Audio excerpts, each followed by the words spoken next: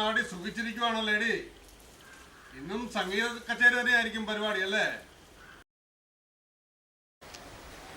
കുന്നുമോളെ നമിച്ച്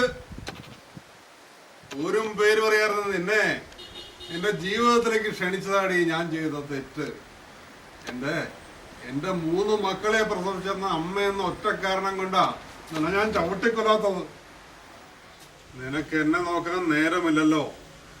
സംഗീതമല്ലേ നിന്റെ കൂട്ട്. ചെന്ന് വീണ വായിച്ച് കച്ചേരി നടത്ത്.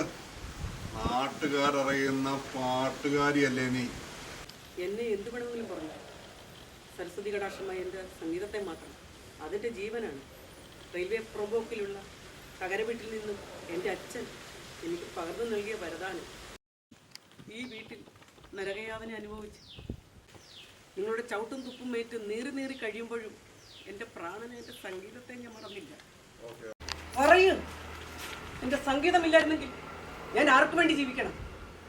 വരുതിയിലാക്കിയ മക്കൾക്ക് അമ്മ നൽകിയ മാതൃസ്നേഹത്തിൻ്റെ വില എന്താണെന്നും പകർന്നു നൽകിയ മുലപ്പാൽ മാധുര്യത്തിൻ്റെ മൂല്യം എന്തെന്നും പറഞ്ഞ് പഠിപ്പിക്കാത്ത ഒരച്ഛൻ.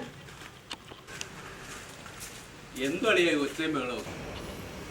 ചേച്ചിയുടെ സംഗീതം കൊണ്ട് ഇഷ്ടപ്പെട്ടല്ലേ ചേച്ചി വിവാഹം കഴിച്ച? അല്ല സ്വത്തും പണമൊന്നും ആഗ്രഹിച്ചല്ലോ. പിന്നെ എന്തിനാ